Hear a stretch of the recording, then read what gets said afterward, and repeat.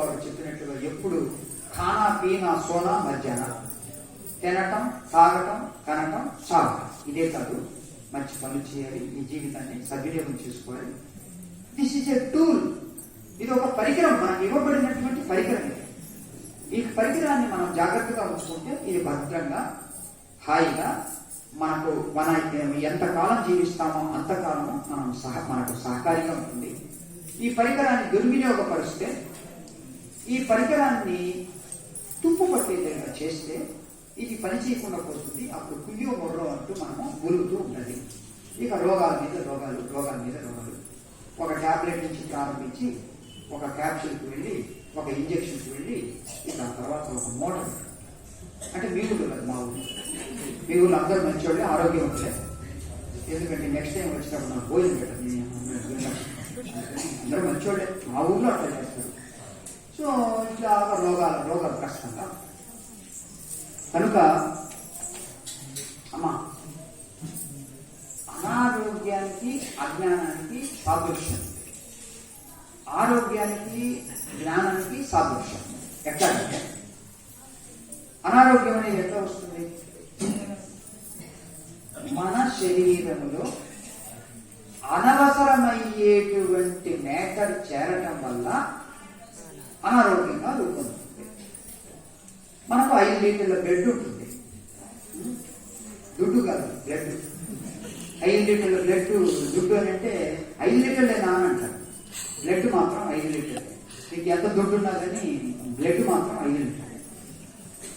So ఈ 5 లీటర్ల blood లో మనము యాసిడిక్ నేచర్ కనుక పెరిగింది అంటే, యాసిడిక్ నేచర్ ఎందుకు పెరుగుతుంది అంటే ఆమ్లగుణం, నూనె పదార్థాలు ఎక్కువ తినటం, స్వీట్ ఎక్కువ తినటం, స్టాక్ ఉండే ఆహారాలు ఎక్కువ తినటం, ఉడికిన ఆహారాలు కాకుండా నిలవ ఉండే ఆహారాలు, పచ్చళ్ళు ఇవి తినటం, వీటన్నిటి వల్ల కృత్రిమమైనటువంటి నీళ్లు తాగటం, కూల్ డ్రింక్స్ తాగటం, ఇంకా మరియు కృత్రిమమైనటువంటి ఆహార పదార్థాలు తినటం, మాంసం తినటం, వీటన్నిటి వల్ల మనకు నొప్పులు ఎక్కువ అవుతాయి. ఎందుకంటే యాసిడిటీ పెరుగుతుంది కాబట్టి. దాన్ని ఎట్లా పోగొట్టుకోవాలి? ఆల్కలైన్ ఫుడ్ తీసుకోవాలి. అప్పుడు నిదానంగా నొప్పులు పోతాయి. సో అనవసరమైనటువంటి నాలుకకు రుచికరమైనటువంటి జీవన విధానము, జీవన పద్ధతి సాగిస్తూ ఉంటే మనకు అనారోగ్యం చోటు చేసుకుంటుంది. దాన్ని మరలా మనం శుద్ధమైన జీవితం ద్వారా, నేచర్కి దగ్గరగా ఉండే జీవితం ద్వారా జీవించడం ద్వారా ఆ క్షారగుణం పెరిగి ఆమ్లగుణం తరిగి మనకు రోగం. అట్లాగే అజ్ఞానం ఎట్లా వస్తుంది అని అంటే,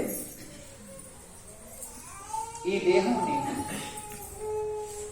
ఈ మనస్సు నేను, వీటిని సంతోషంగా ఉంచాలి, నాకు రక్షణ భద్రత కావాలి అంటే ఈ రెండింటినీ పోషిస్తూ జాగ్రత్తగా చూసుకోవాలి అని అనుకుంటూ ఇదే ధ్యాసతో జీవితాన్ని సాగిస్తూ ఉంటే అజ్ఞానం. ఈ రెండింటినీ ఆడించేటువంటి, కదిలించేటువంటి, తెలుసుకునేటువంటి, సాక్షిగా ఉండేటువంటి ఆత్మస్వరూపం ఉంది అనేది మనకు ఎరుకలో లేకపోవడం వల్ల అజ్ఞానం. కనుక ఈ అజ్ఞానాన్ని మనం నివారించాలంటే ఆత్మ ధ్యాసతో గడపాలి. చెడును తీసేయాలి అంటే మంచిని పెంచుకుంటూ పోవాలి, మంచిని చేస్తూ వెళ్ళాలి, మంచిని మాట్లాడుతూ వెళ్ళాలి. అందులో భాగమే ఈ పారాయణం అనేది. సంవత్సరానికి ఒకసారి చేస్తూ ఉంటాం, రోజు కూడా చేయవచ్చు, ఒక అధ్యాయం కానీ. మీలో ఒక నిశ్చలత వస్తే, ఒక పరిపక్వత వస్తే అప్పుడు ఒక్క శ్లోకం చేసాం ఆ మరణంలో ఉంటుంది. అప్పుడు ఒక లెవెల్కి మీరు చేరుకుంటే అబద్ధం చెప్పమన్నా చెప్పలేదు, అన్యాయం చేయమన్నా చేయలేదు, మోసం చేయమన్నా చేయలేదు. మీకున్నది ఎంత అని తెలుసుకుంటారు, మంచి చేసుకుంటూ వెళ్తారు, త్యాగ లక్షణం అలవడుతుంది. అప్పుడు సద్బుద్ధి అలవడుతుంది, దైవీ గుణాలు అలవడతాయి, సత్వగుణ సంపద మీకు. అక్కడ ఒక విషయం చెప్తున్నాను వినండి దయచేసి. భౌతిక సంపద ఉప్పు నీరు లాంటిది. ఎంత తాగినా కానీ దాహం పెరుగుతుందే కానీ దాహం తీరదు. మొన్న నేను బేదచల్ల పెడితే ఒక ఆయన నన్ను కారులో వేదచర్ల నుంచి బస్సు తీసుకెళ్ళారు. అదొక పుణ్యక్షేత్రం, నరసింహస్వామి క్షేత్రం. అక్కడ తీసుకెళ్ళి అక్కడి నుంచి మళ్ళీ ఆయన కాళ్ళలో తీసుకున్నాను. స్వామీజీ, నేను ఒక పల్లెటూరు నుంచి ఇక్కడికి వేదచర్లకు వచ్చాను.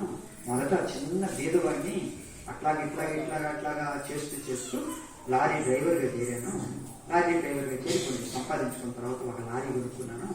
3 ఏళ్ల తర్వాత 4 ఏళ్ల తర్వాత 2వ లారీ కొనుక్కున్నాను. 5 ఏళ్ల తర్వాత 3వ లారీ కొనుక్కున్నాను. 4 ఏళ్ల తర్వాత 10 ఏళ్ల తర్వాత 4 లారీలు కొనుక్కున్నాను. కానీ తృప్తి లేదే, ఇంకొక లారీ కావాలనిపిస్తా ఉంది. ఎందుకు స్వామి?